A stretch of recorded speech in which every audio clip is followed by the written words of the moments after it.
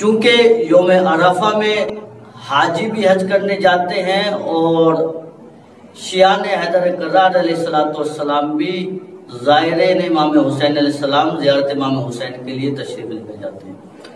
تو آیا ان دونوں میں افضل کون ہے؟ حاجی جو حج پر جاتے ہیں وہ افضل ہے یا جو زائرین امام حسین علیہ السلام ہیں وہ افضل ہے؟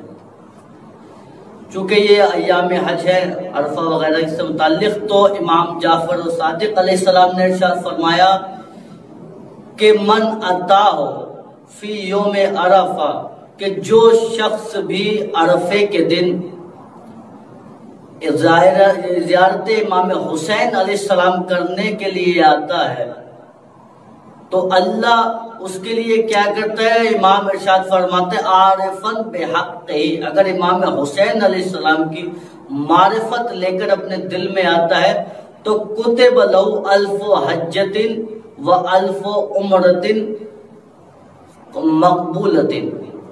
امام نے فرمایا کہ یوم عرفہ جو کوئی شخص امام حسین علیہ السلام کی زیارت کرنے کے لیے آئے گا، اللہ اس کو 1000 حج کا ثواب عطا فرمائے گا اور 1000 عمروں کا ثواب عطا فرمائے گا، اور وہ بھی ایسے حج اور عمرہ جو اللہ کی بارگاہ میں مقبول ہیں، قبول ہیں۔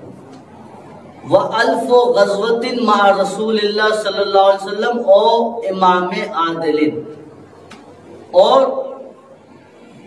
ایسا ثواب عطا فرمائے گا کہ جیسے اس نے رسول اللہ صلی اللہ علیہ وسلم کے ساتھ جنگ لڑی ہو 1000، اور یا امام عادل علیہ السلام کے ساتھ اس نے 1000 جنگ لڑی ہو فی سبیل اللہ، اللہ اس کو ایسا اجر عطا۔ یوم عرفہ امام حسین کی زیارت کرنے کے لیے تشریف لائے گا۔